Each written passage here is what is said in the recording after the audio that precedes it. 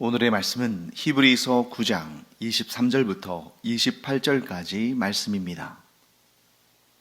그러므로 하늘에 있는 것들의 모형은 이런 것들로서 정결하게 할 필요가 있었으나 하늘에 있는 그것들은 이런 것들보다 더 좋은 제물로 할지니라. 그리스도께서는 참 것의 그림자인 손으로 만든 성소에 들어가지 아니하시고 바로 그 하늘에 들어가사 이제 우리를 위하여 하나님 앞에 나타나시고 대제사장이 해마다 다른 것의 피로써 성소에 들어가는 것 같이 자주 자기를 드리려고 아니하실지니 그리하면 그가 세상을 창조한 때부터 자주 고난을 받았어야 할 것이로되 이제 자기를 단번에 제물로 드려 죄를 없이 하시려고 세상 끝에 나타나셨느니라.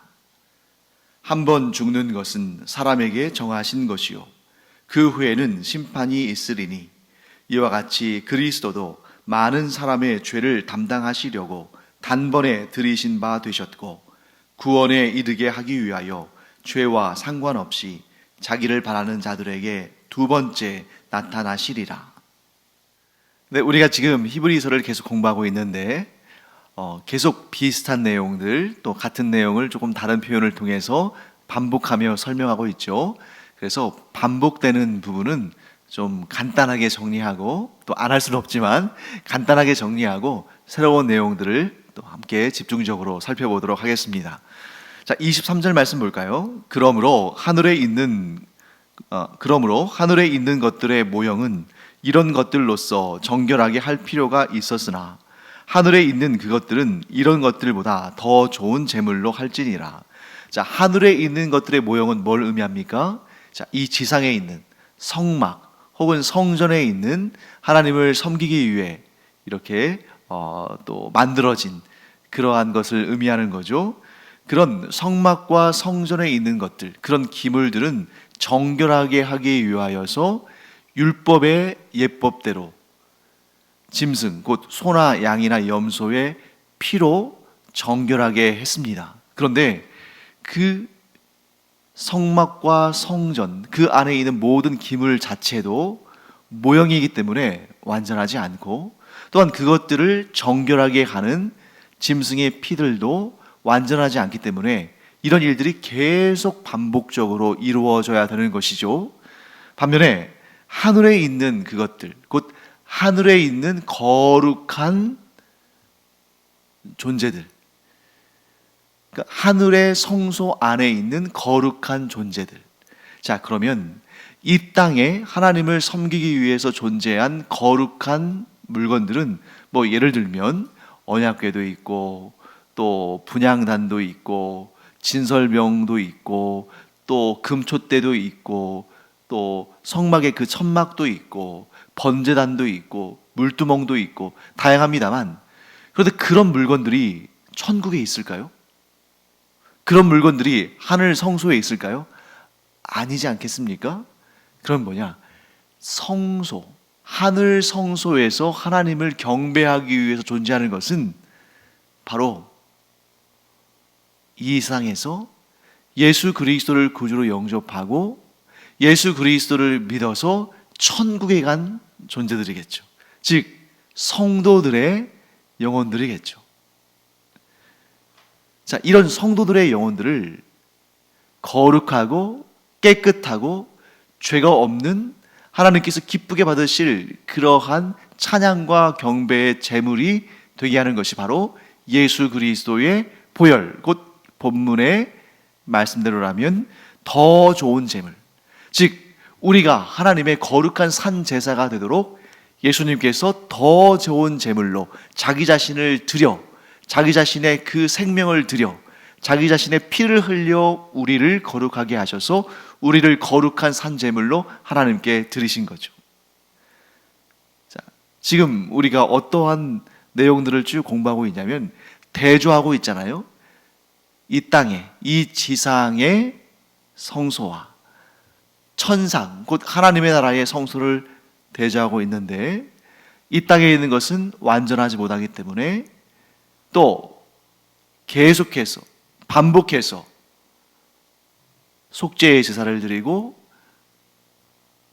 짐승의 피를 계속해서 흘려서 그것으로 인해서 정결하게 되어야 되는데, 하나님의 처소, 하늘 성소, 곧 하나님의 나라에 있는 성소는 예수 그리스도의 보혈로, 즉 단번에 드려진 더 좋은 제사, 더 좋은 제물로 온전하여졌다, 완전하여졌다, 이렇게 설명하는 것입니다. 자, 그래서 우리가 천국에 들어가는 것은 율법을 따라 짐승의 피로 들어가는 것이 아니라 예수 그리스도의 보혈로만, 예수 그리스도의 피로만 우리가 하늘 성소, 곧 영원한 천국에 들어가는 것이다, 이렇게 정리할 수 있습니다. 자, 24절 말씀 보시면 그리스도께서는 참것의 그림자인 손으로 만든 성소에 들어가지 아니하시고 바로 그 하늘에 들어가사 이제 우리를 위하여 하나님 앞에 나타나시고. 자, 예수 그리스도는 이 땅에 있는 사람의 손으로 만들어진 성소에는 들어가 보신 적이 없어요. 그러니까 예수님께서 들어가신 곳은 어디냐면 그 성전의 뜰이죠.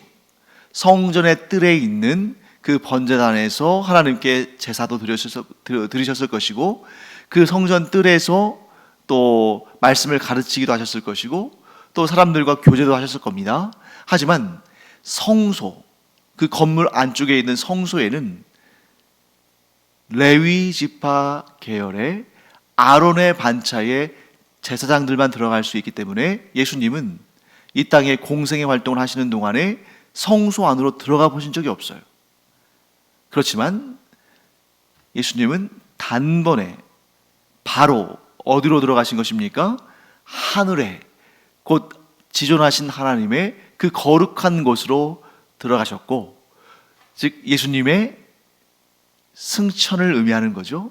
그리고 그곳에서 우리를 위하여 하나님 앞에 나타나시고, 무슨 뜻이냐면 그 보좌, 성부 하나님의 보좌 우편에 앉으심으로 우리를 위하여 중보의 사역을 이루시고, 또 장차 우리가 이 세상을 떠나서 하나님 앞에 설 때에 우리는 죄인이잖아요.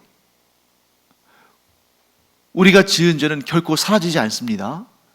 그런데 우리가 하나님 앞에 설 때에 우리의 대제사장 되신 예수님께서 성부 하나님께 이렇게 말씀드리는 거죠. 아버님, 아버지여, 이 사람은 비록 죄인이지만 제가 이 사람의 모든 죄를 사하기 위해서, 정결케 하기 위해서, 거룩하게 하기 위해서 보혈을 흘려 그 보혈로 그를 덮고 그의 죄를 씻었습니다. 그러면 하나님께서 우리를 심판에 던지지 않으시고 지옥에 던지지 않으시고 우리를 죄 없다 하시고 예수 믿는 그 믿음을 의롭다 하시고 우리를 그 하늘의 성소, 곧 하나님의 나라에서 영원히 하나님의 자녀로 살게 하신다 하고 정리할 수가 있습니다. 25절 말씀, 대제사장이 해마다 다른 것의 피로써 성소에 들어가는 것 같이 자주 자기를 드리려고 아니하실지니, 즉 이 땅의 성소는, 또 이 땅의 제사장 직분은, 또 이 땅에서의 속죄 제물은 자주 매번 드려야 되는 겁니다. 왜? 완전하지 않으니까. 하지만 예수 그리스도는 자신의 생명을, 자신의 몸을, 자신의 보혈을 하나님께 드리는, 단번에 드리는 제물로 드리셨다는 거예요. 그렇게 할 수 있는 이유가 무엇입니까? 예수 그리스도는 죄가 없으시고, 예수 그리스도는 완전하시고, 예수 그리스도는 영원하시니까 단번에 드린 그 십자가의 보혈의 제사로 우리를 하나님 앞에 서게 하셨다 하는 것입니다. 자, 오늘 본문의 가장 중요한 내용은 26절 말씀입니다. 자, 그리하면 그가 세상을 창조한 때부터 자주 고난을 받았어야 할 것이로되 이제 자기를 단번에 제물로 드려 죄를 없이 하시려고 세상 끝에 나타나셨느니라. 자, 예수님께서 자기 자신을 단번에 우리의 속죄 제물로 드리심으로 우리를 구원하시기 위해서 세상 끝에 나타나셨다. 자, 이 부분을 우리가 보면 좀 혼동할 수 있죠. 예수님께서 이 땅에 오신 것은 지금으로부터 2000년 전이고, 그때로부터 지금 2000년이 넘는 세월이 흘렀고, 그런데 예수님께서 이 땅에 오셨던 그때가 과연 세상 끝인가? 아니면 여기서 말하는 세상 끝이 다른 것을 말하는 것인가? 네, 26절 말씀에 예수님께서 세상 끝에 나타나셨느니라 라는 말씀은 2000년 전에 예수님께서 이 땅에 성육신하신 그 사건을 말씀하는 것이 맞습니다. 그런데 지금 아직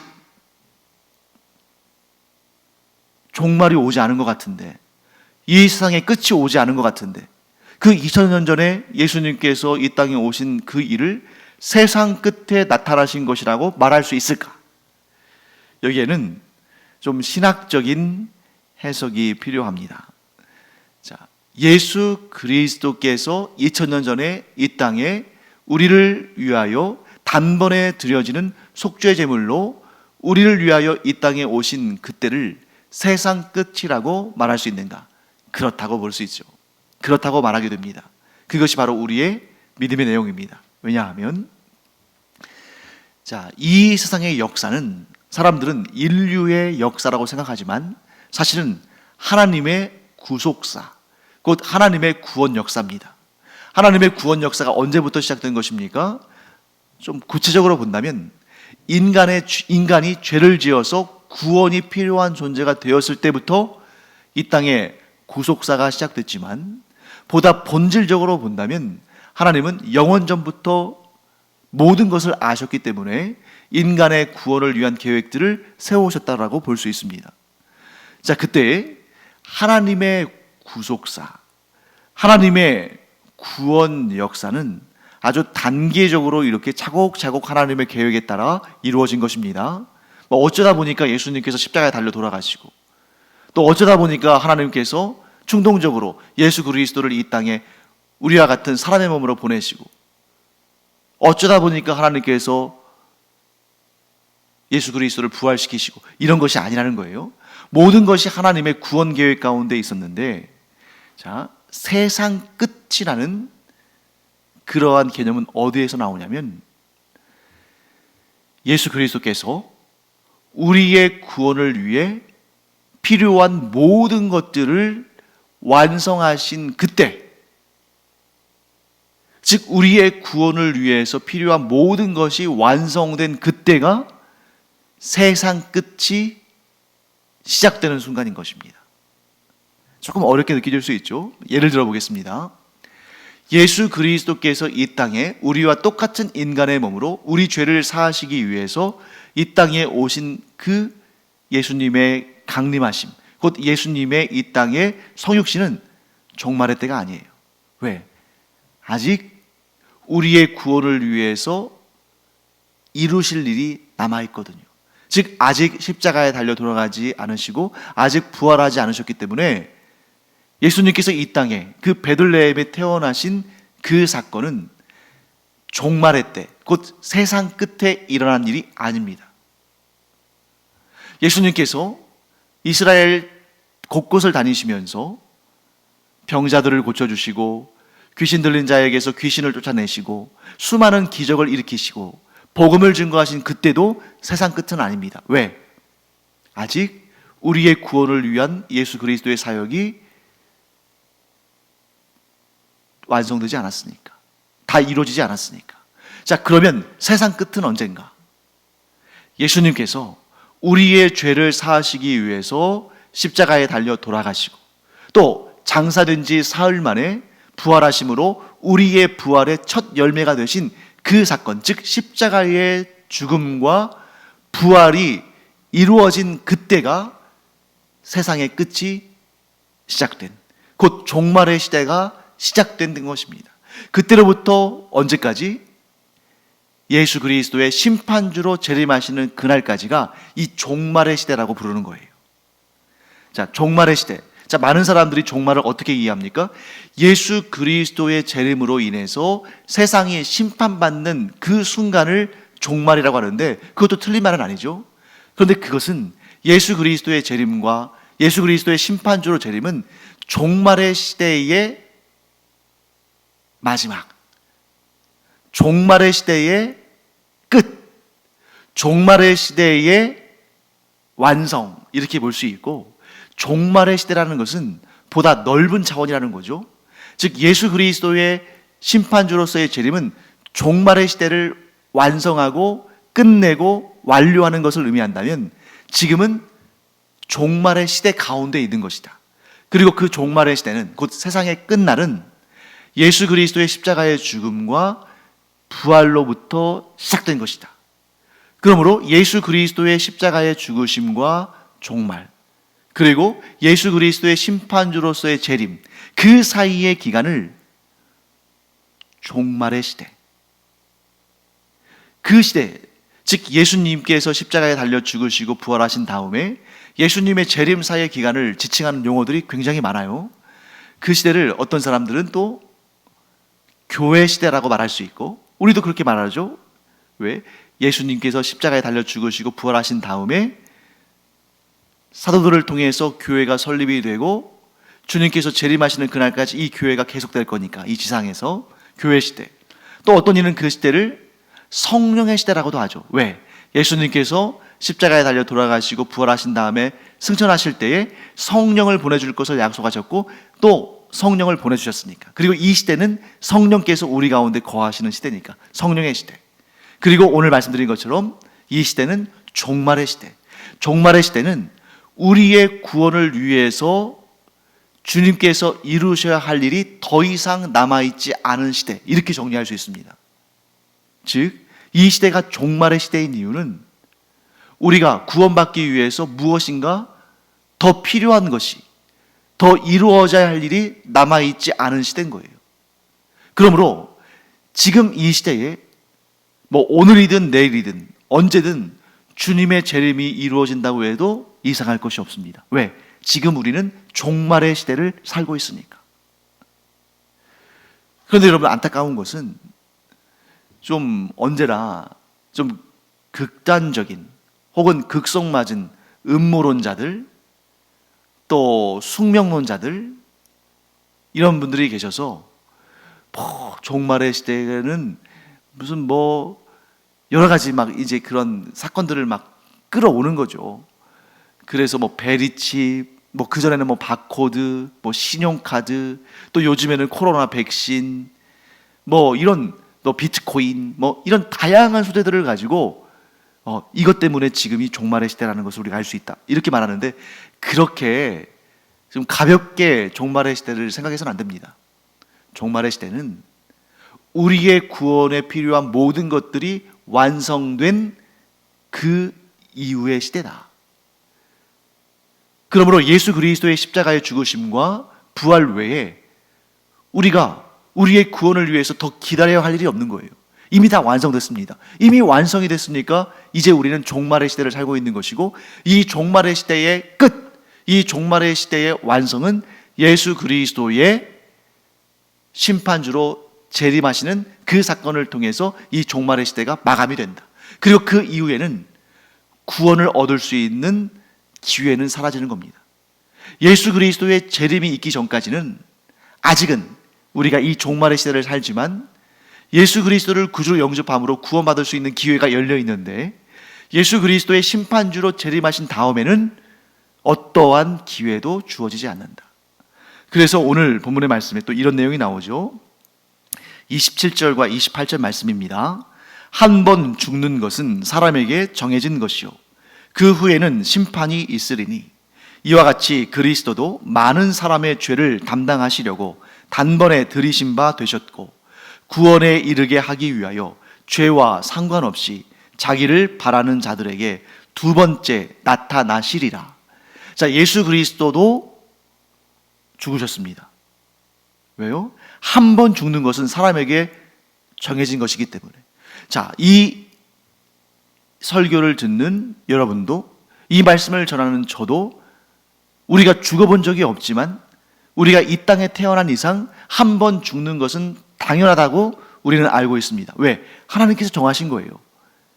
사람의 죄로 말미암아 이미 하나님께서 정하신 룰, 죄의 삭은 사망이기 때문에 우리는 언젠가 육신의 죽음을 죽게 됩니다. 예수 그리스도도 그래서 우리의 대표자로 이 땅에 오셨기 때문에 죽으셨어요. 단 차이가 있다면 우리는 죄가 있는 사람이기 때문에 죄의 결과로 육체의 죽음을 경험하지만 예수님은 죄가 없으시기 때문에 즉 예수님의 죄의 결과로 죽으신 것이 아니라 우리의 죄를 대신 안으시고 대신 품으시고 대신 갚기 위해서 죽으신 것입니다. 그리고 그 후에는 심판이 있다. 예수 그리스도의 죽으심은 우리를 구원하신 죽으심인데 그 다음에 또 한 번 예수님의 나타나심이 있는데 그것은 심판주로 재림하시는 것이다. 그래서 우리는 예수님께서 이 땅에 2번 강림하시는 것을 봅니다. 직접 볼 수도 있고 혹은 직접 보지는 우리가 이 땅에 살아있는 동안에 보지 못할 수도 있지만, 자, 일단 첫 번째 예수님께서 이 땅에 나타나시면 무엇입니까? 우리를 구원하시는 구원주로 이 땅에 오신 것. 우리를 구원하시기 위해서 이 땅에 오셔서 십자가에 달려 죽으시고 부활하심으로 우리를 구원할 모든 일들을 이루신 그 사건, 그것을 보통 이제 우리가 초림이라고 하죠. 그리고 두 번째 나타나시는 것은 예수님의 재림인데, 그 예수님의 재림은 우리를 구원하시기 위한 재림이 아니라 우리의 구원을 확증하시고 그 구원의 복음을 믿지 않는 자들을 심판하시는 심판주로 재림하시는 것이다. 사랑하는 성도 여러분, 예수님께서 심판하시는 그날 우리는 두렵지 않을 것은 우리가 예수 그리스도의 십자가의 죽으심을 통해서 죄사함 받았고 예수 그리스도의 부활을 통해서 우리도 부활의 소망을 얻었고 우리가 우리의 대제사장, 우리의 중보자, 우리의 구원자이신 예수 그리스도를 통하여 하늘 성소, 곧 하나님의 나라에서 영원히 살게 될 것을 우리는 믿기 까닭에 예수님의 재림의 날이 우리에게는 심판의 날이 아니라 우리의 구원이 완성되는 날이다. 이 사실을 믿음으로 우리 안에 기쁨과 평강이 넘치기를 간절히 축원합니다. 기도하겠습니다. 하나님, 예수님께서 첫 번째 오셨을 때 우리의 구원을 위해 오셨고, 또한 예수님께서 두 번째 오실 때, 그때가 어느 때일지 모르지만 그날에는 복음을 영접한 자에게는 그 구원의 완성이 이루어지는 날이며 복음을 영접하지 않은 자에게는 영원한 심판이 주어지는 날임을 저희들이 하나님의 말씀을 통해 믿습니다.